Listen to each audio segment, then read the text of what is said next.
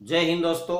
मैं नंद किशोर महिला आपका अपने YouTube चैनल GKY एन की पटवारी सर पर स्वागत करता हूं। और दोस्तों, आज हम चित्तौड़गढ़ दुर्ग के बारे में पढ़ेंगे। चित्तौड़गढ़ दुर्ग के बारे में हमने देखा कि उसमें विजय स्तंभ भी खड़ा है, कीर्ति स्तंभ भी खड़ा है। लेकिन विजय स्तंभ को कीर्ति स्तंभ कह सकते हैं, लेकिन कीर्ति स्तंभ को विजय स्तंभ नहीं कह सकते। वो कीर्ति स्तंभ भगवान आदिनाथ को समर्पित है और ये विजय स्तंभ, ये कीर्ति स्तंभ जिसके दोनों नाम हैं, वो कुंभा ने सारंगपुर युद्ध की विजय की स्मृति में बनाया था। और दोस्तों, अगर हम बात करें, इसमें तुलजा भवानी का मंदिर भी है, सतपीठ देवरिया भी बनी हुई है, समिधेश्वर का मंदिर भी है जिसको मोकल का मंदिर भी कहते हैं। और दोस्तों, श्रृंगार चमरी भी बनी है। वो चित्तौड़गढ़ की हम बात कर रहे हैं कि उस चित्तौड़गढ़ में राणा बनवीर की अधूरी दीवार है। इतिहास में ये कहीं नहीं लिखा हुआ है। मैं बता रहा हूं कि चित्तौड़गढ़ दुर्ग की अगर बात करें तो उसको दो भागों में बांटना चाहता था राणा बनवीर, इसलिए उसके द्वारा शुरू करवाई गई दीवार आज भी बनवीर की अधूरी दीवार के नाम से प्रसिद्ध है। और बनवीर ने चित्तौड़गढ़ दुर्ग में खड़ा किया था तुलजा भवानी का मंदिर। और दोस्तों, अब हम बात करें कि चित्तौड़ दुर्ग में 3 प्रसिद्ध साके जौहर हुए थे।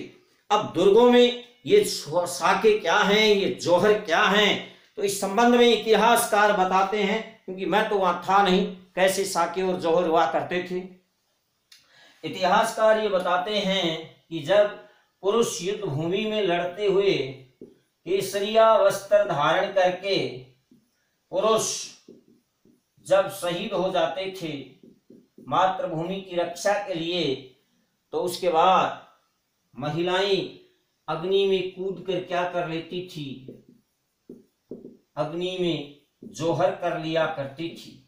और इस तरह से पुरुषों का बलिदान और महिलाओं का, दुर्ग में उपस्थित जो महिलाएं होती थी उनको जब ये समाचार मिलता कि पुरुष मारे गए, जरूरी नहीं है राजा मारा गया, हमारी हार हो गई, तब वो अग्नि में कूद कर जौहर कर लिया करती थी। और जहां पर केसरिया और जौहर दोनों होते थे, जहां पर केसरिया और जौहर दोनों होते थे, उसे का क्या कहा जाता है, साका कहा जाता है। दोस्तों ध्यान रखना, ये दिल जले फिल्म का साका नहीं है, ये साका है केसरिया प्लस जौहर।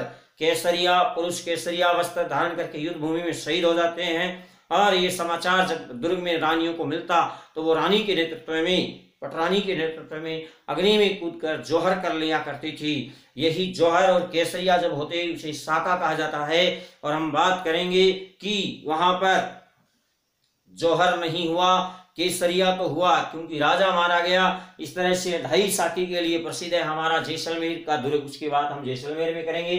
अभी हम बात कर रहे थे कौन सी दुर्ग की, चित्तौड़गढ़ दुर्ग की। और दोस्तों, चित्तौड़गढ़ दुर्ग की जब हम बात करते हैं तो चित्तौड़गढ़ दुर्ग में कितने साके हुए थे? 3 साके हुए थे। कितने साके हुए थे दोस्तों? 3 साके। अब देखते हैं हम पहली बार कब हुआ था। पहली बार दोस्तों जब राणा रतन सिंह की सुंदर सी पत्नी पद्मावती को पाने के लिए अलाउद्दीन खिलजी दिल्ली से दौड़ा चला आता है, कुछ इतिहासकार बताते हैं। और विशेषकर मलिक मोहम्मद जायसी अपने ग्रंथ पद्मावत में भी ये बताता है कि रानी पद्मिनी बहुत सुंदर थी, सिंहल द्वीप की राजकुमारी, उसको हम इतिहास में पढ़ते हैं। उसको पाने के लिए अलाउद्दीन खिलजी ने चित्तौड़ पर आक्रमण किया था। लेकिन ये फालतू की बातें दोस्तों। अलाउद्दीन खिलजी ने चित्तौड़ दुर्ग की सामरिक महत्व के कारण उस पर आक्रमण किया था। और अगर एग्जाम में आ जाए कि अलाउद्दीन खिलजी ने चित्तौड़ पर आक्रमण क्यों किया, तो पहला चित्तौड़ दुर्ग की सामरिक महत्वता, दूसरा अलाउद्दीन खिलजी की साम्राज्यवादी नीति, और तीसरा रानी पद्मिनी को पाना। अब हम बात कर रहे हैं कि 1303 ईस्वी में जब अलाउद्दीन खिलजी का आक्रमण हुआ, अलाउद्दीन खिलजी का आक्रमण, यहां आक्रमणकारी कौन है दोस्तों? अलाउद्दीन खिलजी आक्रमण कर रहा है। और राजा कौन है? राणा रतन सिंह। दोस्तों, राणा रतन सिंह के नेतृत्व में यहां पर जो साका हो रहा है, केसरिया हो रहा है, इसमें इनके सेनापति जो शहीद हो रहे हैं वो है गोरा बादल। बताते हैं ये पद्मिनी के चाचा भतीजे थे ये गोरा बादल। तो ध्यान दीजिएगा, हर साके में कोई ना कोई मेरी तरह वीर होगा, सेनापति होगा जो अपना बलिदान देगा, और वो सर्वोच्च बलिदान दिया था गोरा और बादल ने। कौन से साके के दौरान? 1303 ईस्वी के प्रथम साके के दौरान चित्तौड़गढ़ दुर्ग में। और राणा रतन सिंह लड़ते हुए शहीद हो गए, और इनकी सुंदर सी पत्नी पद्मिनी ने जौहर कर लिया। पद्मिनी ने क्या कर लिया दोस्तों? जौहर कर लिया। ये वेरी इंपॉर्टेंट है। यहाँ पर रानी कौन है? पद्मिनी के नेतृत्व में जौहर हो रहा है। और यहाँ का राजा कौन है? राणा रतन सिंह है। यही वो क्वेश्चन आते हैं दोस्तों, साके से सीधे क्वेश्चन आते हैं। आक्रमणकारी कौन था? राजा कौन था? दुर्ग का रक्षक कौन था? और रानी जिसके नेतृत्व में जौहर हुआ वो कौन थी? और सेनापति कौन थे? प्रमुख सेनापति जिनका बलिदान आज भी याद किया जाता है। तो दोस्तों सबसे पहले जब चित्तौड़ में प्रथम साका हो रहा है तो आप 1303 ईस्वी का समय है। अलाउद्दीन खिलजी का आक्रमण होता है और राणा रतन सिंह यहाँ के राजा हैं। पद्मिनी को पाने के लिए अलाउद्दीन खिलजी आक्रमण कर रहा है, पद्मिनी जौहर कर रही है, और यहाँ सेनापति गोरा और बादल शहीद हो रहे हैं। अब एग्जाम का क्वेश्चन यह है कि अलाउद्दीन खिलजी ने जब चित्तौड़ को जीत लिया तो इसके बाद अलाउद्दीन खिलजी ने चित्तौड़ का नाम क्या रखा? दोस्तों ध्यान दीजिएगा, अलाउद्दीन खिलजी ने खिज्जर खां को चित्तौड़ का प्रशासक बनाया, और अलाउद्दीन खिलजी ने यहाँ का नाम रखा खिजराबाद।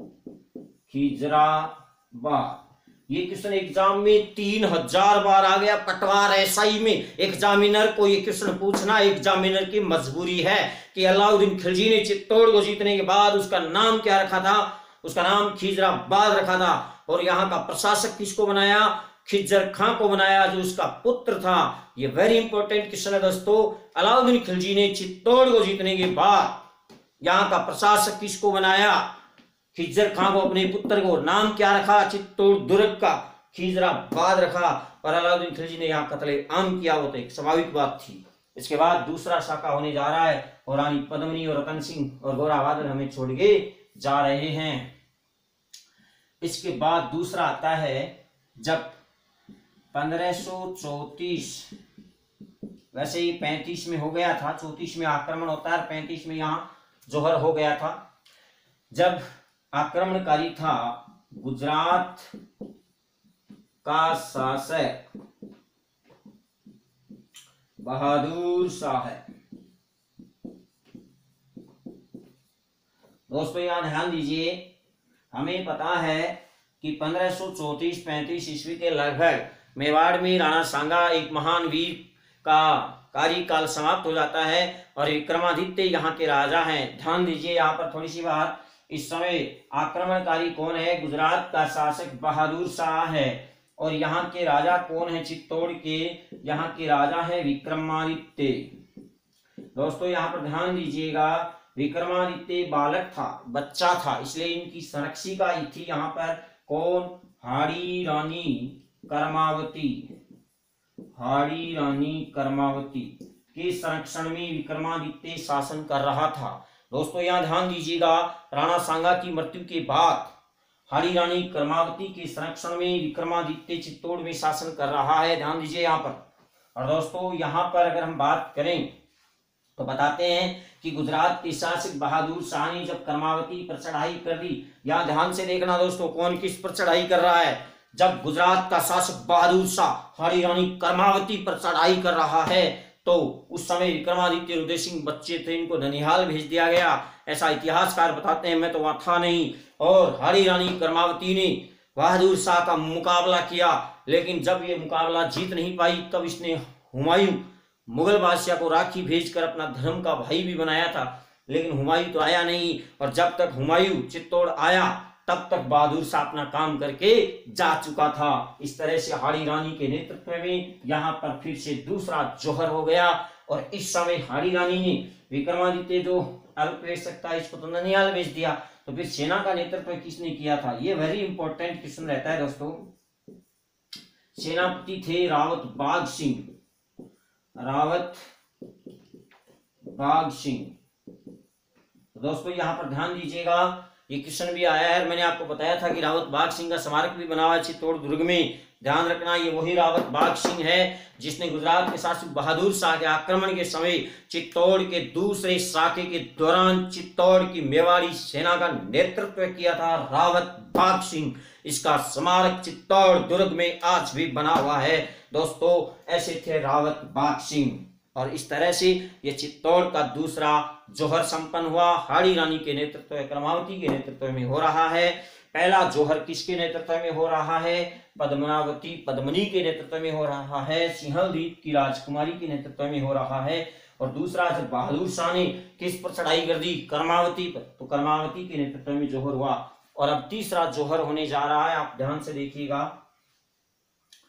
तीसरा जोहर नंबर 3 है जब 1567 ईस्वी में अकबर ने यहां पर आक्रमण किया था। दोस्तों बताते हैं कि उस समय यहाँ के राजा महाराणा उदय सिंह थे और उदय सिंह जंगलों में चले गए थे। उदय सिंह कहाँ चले गए? जंगलों में। और यहाँ पर अकबर का सामना करने के लिए उदय सिंह ने यहाँ जो दुर्ग का भार चिन्ह दुर्ग सेना नायकों को सौंपा था, उनका नाम था जयमल और फत्ता सिसोदिया। जयमल राठौड़ था, जयमल राठौड़ व फत्ता सिसोदिया। दोस्तों यहाँ पर ध्यान दीजिएगा, चित्तौड़ का तीसरा शाखा हम करने जा रहे हैं। महाराणा उदय सिंह जंगलों में चले जाते हैं और यहाँ पर जयमल राठौड़ व फत्ता सिसोदिया के नेतृत्व में मेवाड़ी सेना ने अकबर का सामना किया दोस्तों। और इसमें जयमल राठौड़ व फत्ता सिसोदिया वीर गति को प्राप्त हुए थे। और इसी दौरान एक वीर आते हैं जिन्होंने जयमल को, क्योंकि जयमल अकबर की संग्राम नामक बंदूक से घायल हो गया था, इसलिए वीर कल्ला राठौड़ ने माय डियर इन जयमल को अपने कंधों पर बैठा लिया। तो 2 हाथ जयमल के हो गए, 2 वीर कल्ला राठौड़ के हो गए, 4। अतः ये चतुर्भुज लोक देवता के नाम से प्रसिद्ध हुए वीर कल्ला राठौड़। वीर कल्ला राठौड़ को क्या कहा जाता है? चतुर्भुज लोक देवता। ये वेरी इंपॉर्टेंट क्वेश्चन है दोस्तों। चतुर्भुज लोक देवता के नाम से प्रसिद्ध हो रहे हैं यहाँ पर वीर कल्ला राठौड़, याद रखना। और इसके बाद अगर हम बात करें तो जयमल और फत्ता की वीरता से अकबर खुश हुआ और बताते हैं कि उसने इलाहाबाद के किले के बाहर जयमल और फत्ता सिसोदिया की मूर्तियां लगवाई थी, हाथी पर गजारूढ़ पाषाण प्रतिमाएं बनवाई थी, लेकिन औरंगजेब ने उनको तोड़ दिया, ऐसा इतिहासकार बताते हैं। क्योंकि मैं अभी तक वहां नहीं पहुंचा हूं। हाँ, जहां मैंने देखी है वो है बीकानेर का जूनागढ़ का किला। वहां पर गजारूढ़ हाथी पर सवार जयमल और फत्ता सिसोदिया की पाषाण प्रतिमाएं आज भी बनी हुई है दोस्तों। कभी आप जूनागढ़ बीकानेर जाएं तो आप जमीन के जेवर में वो देख सकते हैं, इन महान वीरों की वो मूर्तियां वहां बनी हुई हैं। तो दोस्तों हमने जो चित्तौड़ दुर्ग में आज 3 साके किए हैं। पहला साका होता है अलाउद्दीन खिलजी के नेतृत्व में राणा रतन सिंह के समय में, और यहाँ रानी पद्मनी कर रही है। सेनापति कौन है? तीनों जगह सेनापति ध्यान रखना। यहाँ गोरा और बादल हैं, राणा रतन सिंह के सेनापति वीरगति को प्राप्त हो रहे हैं। यहाँ पर हाड़ी रानी का सेनापति है कौन? रावत बाघ सिंह। दूसरे साके में रावत बाघ सिंह, दूसरे में बाघ सिंह, दूसरे में बाघ सिंह, और तीसरे में है जयमल राठौड़ व फत्ता सिसोदिया। और यहाँ पर वीर कल्ला राठौड़ चतुर्भुज लोक देवता, 4 हाथों वाले लोक देवता भी हैं। इस तरह से चित्तौड़ दुर्ग में ये कितने साके हो गए मेरे दोस्तों? 3 साके हो गए थे। ध्यान रखना, अलाउद्दीन खिलजी ने चित्तौड़ को जीतने के बाद उसका नाम क्या रखा था? खिजराबाद रखा था, और यहाँ का प्रशासक खिजर खां को बनाया था। तो दोस्तों ये थे चित्तौड़गढ़ दुर्ग के साके। अब हम चल रहे हैं रणथंभौर की ओर। किस दुर्ग की ओर? रणथंभौर की ओर। तो माय डियर, रणथंभौर रण और थम नामक पहाड़ियों पर बना हुआ है। रण फाड़ी नीचे है, थम फाड़ी के ऊपर दुर्ग बना हुआ है। और बताते हैं इतिहासकार कि रणथंभदेव ने इस दुर्ग का निर्माण करवाया था, इसलिए इनका नाम रणथंभौर पड़ा है। अब किसने बनवाया, इस संबंध में इतिहासकारों के बीच क्या है? थोड़े से मतभेद हैं, लेकिन हमारी एग्जाम का क्वेश्चन रहेगा रणथंभौर दुर्ग। आज हम कौन सा दुर्ग देख रहे हैं? रणथंभौर दुर्ग। माय डियर, अगर रणथंभौर दुर्ग की बात करें तो ये भी एक गिरी दुर्गों की श्रेणी का दुर्ग है और इसको दोस्तों हम एरण दुर्ग की श्रेणी में भी रख सकते हैं, क्योंकि इसके चारों ओर घने जंगल हैं, अंडाकार पहाड़ियों के ऊपर ये बना हुआ है, एरण दुर्ग है। और दोस्तों इस दुर्ग की, रणथंभौर दुर्ग की अगर हम बात करें तो ये वेरी इंपॉर्टेंट क्वेश्चन हमारी एग्जाम के लिए है। और ये कहां पर है आपको पता ही है, राजस्थान के सवाई माधोपुर जिले में स्थित है। ध्यान रखना, रणथंभौर दुर्ग राजस्थान के सवाई माधोपुर जिले में स्थित है। और यहाँ पर ध्यान रखिएगा, इसका निर्माता रणथंभदेव था, ऐसा इतिहासकार बताते हैं, मैं तो वहां था नहीं। लेकिन माय डियर, अगर हम रणथंभौर दुर्ग की बात करें तो रणथंभौर दुर्ग मालवा, मेवाड़ और दिल्ली, इन तीनों के मध्य में स्थित था रणथंभौर दुर्ग, इसलिए ये दुर्ग वेरी इंपॉर्टेंट दुर्ग रहेगा हमारे दुर्गों में। और इस रणथंभौर दुर्ग की हम बात करें तो यहाँ का महान शासक हुआ था राणा हमीर। कौन हुआ था? राणा हमीर।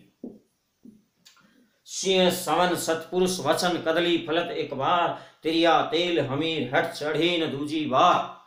सिंह सवन सतपुरुष वचन कदली फलत एक बार, तिरिया तेल हमीर हट चढ़े न दूजी बार। हमीर अपने हट के लिए प्रसिद्ध था और उसी हमीर देव चौहान के लिए प्रसिद्ध है ये रणथंभौर का दुर्ग विशेषतया। दोस्तों यहाँ पर राणा हमीर जो था, इसकी एक कचहरी बनाई हुई है, इसके द्वारा एक न्याय की छतरी बनाई हुई है, जो इसके पिता जैत्र सिंह की छतरी है। ध्यान रखना, जैत्र सिंह की छतरी, हम दुर्ग में निर्माण कार्य देख रहे हैं, उसमें जैत्र सिंह की छतरी, दोस्तों जैत्र सिंह की छतरी है, वो 32 खंभों की है। कितने खंभों की है लाडलो? 32 खंभों की छतरी है जैत्र सिंह की छतरी, जिसको लाडलो क्या भी कहते हैं? न्याय की छतरी भी कहते हैं। क्या भी कहते हैं? न्याय की छतरी भी कहते हैं। इसके अलावा इस दुर्ग में और क्या क्या बने हुए हैं वो मैं आपको दिखा रहा हूं कि जब हम दुर्ग में प्रवेश करते हैं, आई एम गोइंग टू दुर्ग, तो ध्यान दीजिए यहाँ पर दुर्ग में प्रवेश करते ही जो इसका पहला गेट आता है उसको हम क्या कहते हैं? नौलखा दरवाजा। नौ लखे वाला हार नहीं है, ये नौलखा दरवाजा है दोस्तों, नौलखा दरवाजा। दुर्ग में प्रवेश करते ही पहला दरवाजा कौन सा आता है? नौलखा दरवाजा आता है। वेरी इंपॉर्टेंट क्वेश्चन है, एग्जाम में 3000 बार आ गया अब तक कि नौलखा दरवाजा किस दुर्ग में बना हुआ है। तो दोस्तों ध्यान रखना, नौलखा दरवाजा हमारे किस दुर्ग में बना हुआ है? रणथंभौर द्वार का मुख्य प्रवेश द्वार है। और इसके बाद आता है तोरण दरवाजा। देखिए ये तोरण दरवाजा है, ये 3 दरवाजे हैं। यहाँ पर कितने दरवाजे हैं? 3 दरवाजे हैं इस तरह से। तो दोस्तों यहाँ पर ध्यान दीजिएगा, इसका नाम है तोरणे दरवाजा। मुख्यतः यहाँ पर ये 3 दरवाजे हैं दोस्तों, ध्यान दीजिएगा। नौलखा दरवाजे के बाद क्या आ रहा है? तोरण दरवाजा, और ये 3 दरवाजे हैं। इसको त्रिकोणी दरवाजा भी कहते हैं और चौहान शासकों के काल में ये तोरण द्वार कहलाता था। ध्यान दीजिएगा, इस दुर्ग को मैं, इस दरवाजे को कई नाम दे रहा हूं। पहला नाम दे रहा हूं इसको तोरण द्वार। किसके समय में कहा जाता था? चौहान काल में। ध्यान दीजिए दोस्तों, चौहान काल के राजाओं के समय में इसे क्या कहा गया है? तोरण द्वार कहा गया है। वेरी इंपॉर्टेंट क्वेश्चन है ये। उसके बाद आया मुस्लिम काल, और मुस्लिम काल के समय में ये क्या कहलाया? अंधेरी दरवाजा। अंधेरी दरवाजा ये किसके काल में कहलाया? मुस्लिम काल में। जब यहाँ पर इस्लाम का शासन हो गया था उस समय ये अंधेरी दरवाजा कहलाता था। और दोस्तों त्रिपोलिया दरवाजा, इसको त्रिपोलिया दरवाजा किसके समय में कहा गया? जो जयपुर के राजाओं के समय में। जयपुर के राजा, तो जब जयपुर के राजाओं के समय में, जब जयपुर के राजाओं का रणथंभौर प्रशासन था उस समय इसे त्रिपोलिया दरवाजा कहा जाता था दोस्तों, ध्यान रखना। और जब मुस्लिम शासक यहाँ शासन कर रहे थे तब इसको अंधेरी दरवाजा कहा जाता था। और जब चौहान काल में इसको तोरण दरवाजा या त्रिकोणा दरवाजा भी कहा जाता है। तो ध्यान रखिएगा, तोरण द्वार, त्रिकोणा दरवाजा, त्रिपोलिया दरवाजा, अंधेरी दरवाजा एक ही बात है। लेकिन यहाँ ध्यान देने वाली बात है कि चौहान काल में क्या था, तोरण, क्योंकि चौहान तो क्या मारते थे, तोरण ही मारते थे।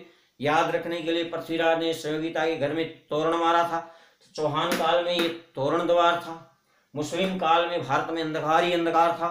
मुस्लिम साम्राज्य की स्थापना के समय भारत में अंधकार था, याद रह जाएगा। मुस्लिम साम्राज्य के समय में भारत में अंधकार था, इसलिए इसको अंधेरी दरवाजा कहा गया। और जयपुर के राजाओं के समय में ये त्रिपोलिया दरवाजा कहलाया। तो दोस्तों ये वेरी इंपॉर्टेंट क्वेश्चन रहता है हमारा रणथंभौर दुर्ग से। इसके बाद हम बात करें तो इसमें हाथी पोल, गणेश पोल और सूरज पोल दुर्ग के अन्य प्रवेश द्वार हैं। अब आ रहा है दुर्ग के प्रमुख दर्शनीय स्थल, इसमें आ रहा है जोगी महल और जयत्र सिंह की छतरी। मैं आपको दिखा चुका हूँ, ये 32 खंभों की छतरी है दोस्तों, इसे न्याय की छतरी भी कहते हैं। इसके बाद मैं आपको क्या दिखा रहा हूँ, जोगी महल। दोस्तों बताते हैं कि यहाँ पर जो साधु संत आया करते थे उनके बैठने की व्यवस्था थी, और धीरे धीरे यहाँ पर जो जोगी लोग आए रहने लगे, इस तरह से जोगी महल हो गया। आजकल यहाँ पर्यटक लोग आते हैं जोगी महल में। इसके बाद का प्रमुख दर्शनीय स्थल जयत्र सिंह की छतरी है, 32 खंभों की विशाल, 50 फुट ऊंची। उसके बाद अधूरा सौपन, जिसको हम अधूरी छतरी भी कहते हैं, अधूरा सौपन, जिसको अधूरी छतरी भी कहते हैं। दोस्तों मैंने अभी आपको बताया था कि हाड़ी रानी छतरी, हाड़ी रानी कर्मावती इसको बनवाना चाहती थी, लेकिन आपको पता है कर्मावती बनवाती कैसे, उस पर तो बहादुर शाह ने चढ़ाई कर दी, और इस कर्मावती हाड़ी रानी के नेतृत्व में ऐतिहासिक चित्तौड़ का दूसरा साका हुआ, और रानियों ने अपने सतीत्व और सम्मान की रक्षा के लिए अपना बलिदान दिया, सर्वोच्च बलिदान। ऐसी क्षेत्र रानियां समय समय में बहुत ही कम पैदा होती है।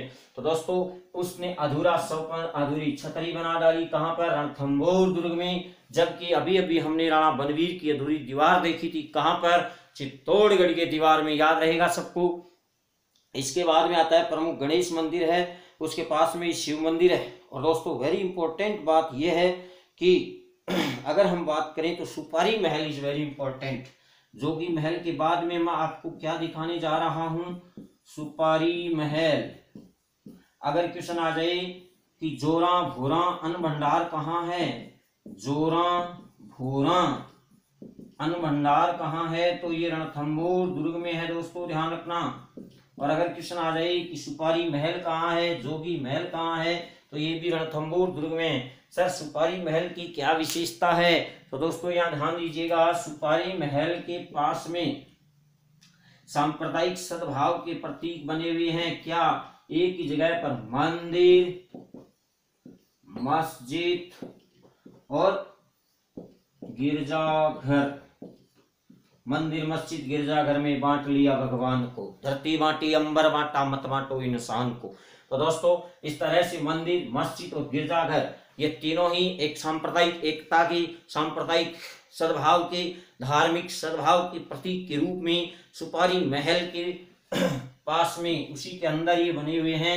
मंदिर भी है, मस्जिद भी है, गिरजाघर भी है, याद रखना। और कहां पर बने हुए हैं ये सुपारी महल के पास में बने हुए हैं दोस्तों।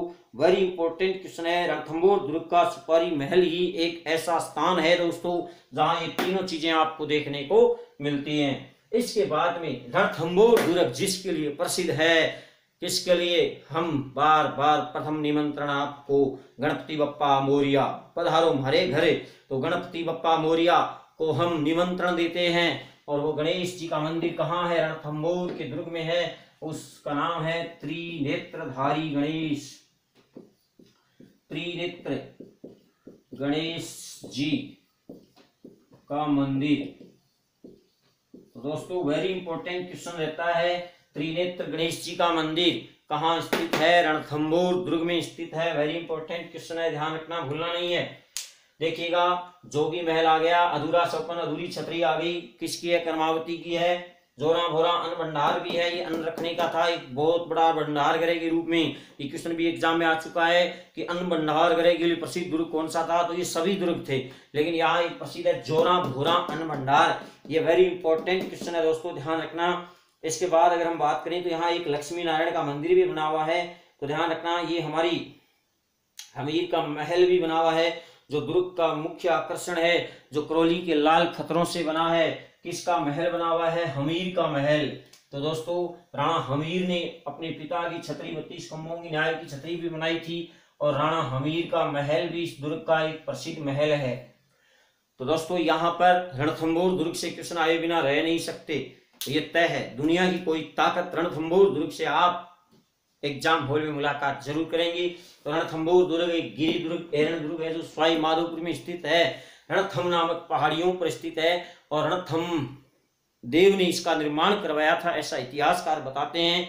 और दोस्तों राणा हमीर यहाँ का प्रमुख शासक हुआ था, राणा हमीर। और राणा हमीर की हम बात करें तो ये इसके द्वारा ही यहाँ पर जो प्रसिद्ध शाखा हुआ था, ऐतिहासिक राजस्थान का पहला शाखा, पहला जौहर रानी रंगादेवी के नेतृत्व में, वो हम आगे पढ़ेंगे। अभी हम बात करें यहाँ का प्रमुख दरवाजा कौन सा है? नौलखा दरवाजा है। और अब आ रहा है एक चाम का क्वेश्चन रणथंभौर दुर्ग से, जो इसको अबुल फजल ने कहा था। किसने कहा था दोस्तों? अबुल फजल ने कहा था। बताओ क्या कहा था अबुल फजल ने इस दुर्ग के लिए? जल्दी से बताओ भाई, रणथंभौर दुर्ग के लिए अबुल फजल क्या बोल रहा है? अबुल फजल ने क्या कहा कि बाकी सभी दुर्ग तो क्या हैं? नंगे हैं, एकमात्र रणथंभौर दुर्ग ही, एकमात्र रणथंभौर दुर्ग ही क्या है? बख्तरबंद है। ये किसने कहा था? ये अबुल फजल ने कहा था, याद रखना। वेरी इंपॉर्टेंट क्वेश्चन है दोस्तों। यहाँ पर सीधा क्वेश्चन आएगा कि अबुल फजल ने किस दुर्ग को बख्तरबंद दुर्ग कहा है? वो रणथंभौर दुर्ग को कहा है। तो आज हमने हमारी बख्तरबंद दुर्ग रणथंभौर दुर्ग को देखा, जो चारों ओर से अंडाकार पहाड़ियां और घने जंगलों के बीच एकदम पास में जाने तक हमें दिखाई देता है, नजदीक से जाने पर दूर से दिखाई नहीं पड़ता कि यहाँ क्या है। तो इस तरह से एक गिरी और एरण दुर्ग की प्रकृति वाला रणथंभौर दुर्ग आज भी रणथंभ नामक पहाड़ियों पर, जिसका निर्माता रणथंभ देव था। और इस रणथंभौर में सबसे वेरी इंपॉर्टेंट हमीर देव चौहान रहते हैं और उनके पिता की 32 खंभों की न्याय की छतरी भी है। हमीर का महल भी कहाँ मिलेगा? रणथंभौर में मिलेगा। त्रिनेत्र गणेश जी का मंदिर भी कहाँ है? रणथंभौर दुर्ग में है। और दोस्तों ध्यान रखिएगा, हमीर की कचहरी भी रणथंभौर दुर्ग में है। तो अब अगली क्लास में हम रणथंभौर दुर्ग के रानी रंगादेवी से जौहर करवाएंगे, जब अलाउद्दीन खिलजी की मराठा बेगम चिमना का प्रेमी आएगा हमारे पास शरण लेने के लिए। किसके पास? रणथंभौर दुर्ग में। तो आज हम राजस्थान के बाकी सभी दुर्ग नंगे हैं और एकमात्र दुर्ग कौन सा है? रणथंभौर दुर्ग क्या है? बख्तरबंद दुर्ग है। धन्यवाद।